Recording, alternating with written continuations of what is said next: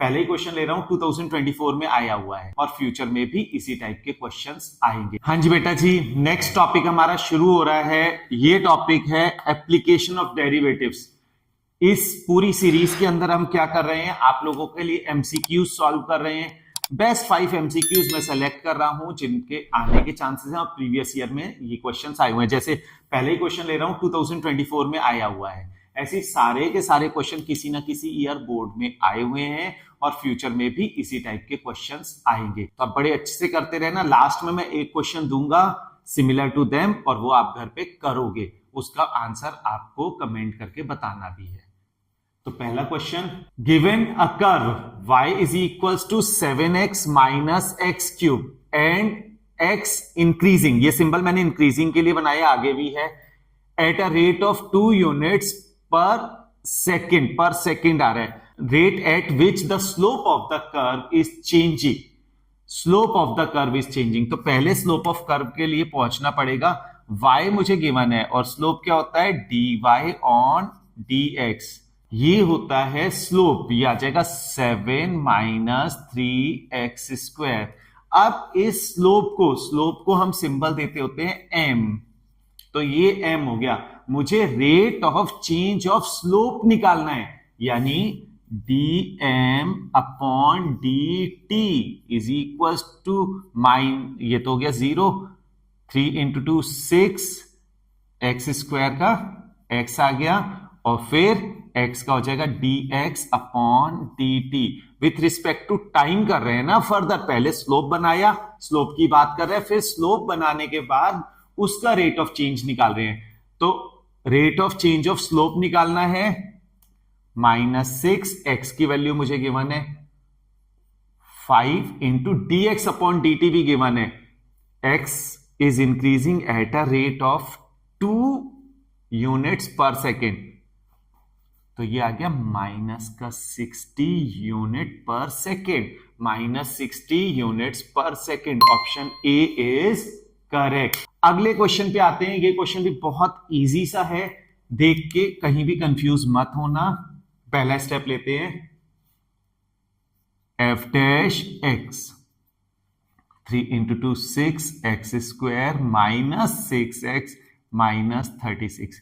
अब क्या होता है, f dash x equals to 0 रख दो, 6 में कॉमन ले रहा हूं, x square minus x minus 6 equals to 0, इसके फैक्टर्स कर दो, x square minus minus 6 equals to 0, minus minus plus आ गया। अब मुझे 6 लाना है मल्टीप्लाई करते हुए, तो 3x and 2x, x minus 3 x plus 2 equals to 0, that is x equals to -2 and 3। Interval ready हो गया मेरे पास, माइनस इंफिनिटी -2 3 इंफिनिटी। इस इंटरवल के बीच में कौन सी कंडीशन फुलफिल होगी, तो फुलफिल होने के लिए क्या होता है, याद रखना मेरा काम होता है f डैश x में, f डैश x में वैल्यू कोई भी एक पुट कर लेते हैं, कोई भी एक, मैं यहां वाली पुट करता हूं 0 पुट करी f डैश x में, 6 into 0 square minus 6 into 0 minus 36, means negative आ जाएगा ना, ये दोनों तो 0 हो गए, माइनस 36 आ गया, नेगेटिव यानी इस इंटरवल में डिक्रीजिंग हो गया। इस इंटरवल में डिक्रीजिंग होने का मीनिंग हुआ, ब्लू से कर देते हैं, यहां डिक्रीजिंग है, यहां इंक्रीजिंग हो गया, यहां इंक्रीजिंग हो गया। अब इस बात को आप बड़े आराम से नोटिस कर सकते हो, यहां पे क्या हुआ, ये इंक्रीजिंग है, ये डिक्रीजिंग है, तो ये वाला पार्ट इंक्रीजिंग है लेकिन ये वाला आगे डिक्रीजिंग नहीं हो रहा है। सेकेंड वाला -2 to 3 इट इज डिक्रीजिंग, मैंने ये शो किया हुआ है आपको, और यही है, तो B option is right, B option सही हो जाएगा। थर्ड वाले पे जा रहे हैं, the total cost of a production, किसी भी कंपनी में किसी भी जगह पे हम प्रोडक्शन कर रहे हैं, तो उस प्रोडक्शन की कॉस्ट ये है, हमें मार्जिनल कॉस्ट निकालनी है, मार्जिनल कॉस्ट निकालनी है। मार्जिनल कॉस्ट के लिए क्या होगा, इसका डिफरेंशिएशन कर देते हैं, c dash x differentiation of c, तो ये कितना आ जाएगा 0.005 into 3x square minus 0.02 into 2x plus 30। अब ये कितना आ जाएगा 0.015 x square minus 0.04 x plus 30। X की वैल्यू हमें गिवन है 3 यूनिट्स का, 3 का स्क्वायर 9, 15 9 135, 0.135 माइनस 3 पुट किया 4 3 12, 0.12 प्लस 30। इसमें से इसे माइनस कर देते हैं, यहां 0 लगा दिया, सो इट विल बी 30 तो इधर लगाई दो, 5 3 minus 2 1 1 minus 1 0, so 30.015। A option is correct. Next है f x equals to x by 2 plus 2 upon x, local maxima at x equals to.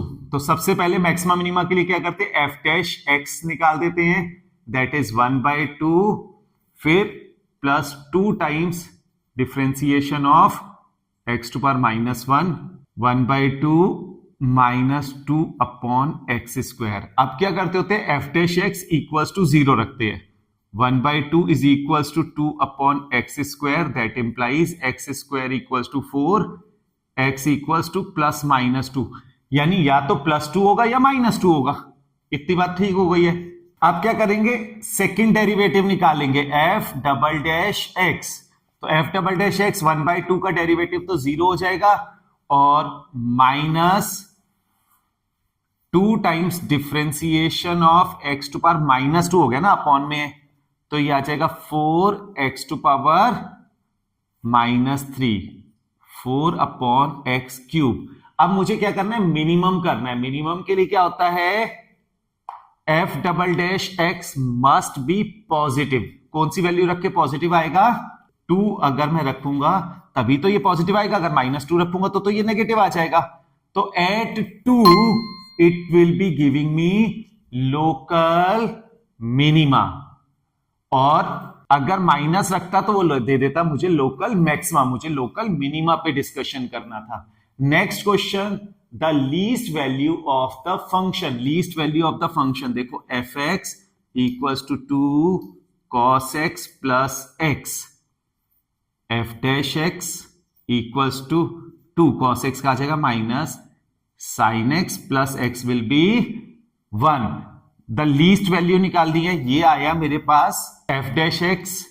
F dash x derivative को 0 put कर देते होते हैं, यानी कि 1 must be equals to 2 sine x, sine x must be equals to 1/2। 1/2 को होता है इस इंटरवल के बीच में जाना है, तो x must be equals to π/6। π/6 पर ये जो है लोकल मैक्सिमा या लोकल मिनिमा देगा। अब देखो लीस्ट वैल्यू के लिए हम क्या करेंगे, ये मेरे पास आ गया है π/6, दो वैल्यूज अपने पास ऑलरेडी है, 0, π/6 एंड π/2। इन तीनों को किस में पुट करेंगे, एफ एक्स में। तो एक बार f0, एक बार f π/6, एक बार f π/2। 0 पुट किया, 2 cos 0 प्लस 0, cos 0 की वैल्यू 1 होती है, तो ये आ गया 2 cos π/6 प्लस π/6। cos π/6 कितना होता है, √3/2 इंटू 2 तो ऑलरेडी था, प्लस π/6, तो ये आ जाएगा π/6 प्लस √3। अब जब हमने π/2 पुट किया तो cos π/2 cos 90 की वैल्यू 0 प्लस π/2 हो जाएगा। ये π/2 जो है यही इन तीनों में लीस्ट वैल्यू होगी, सो π/2 सी ऑप्शन इज करेक्ट।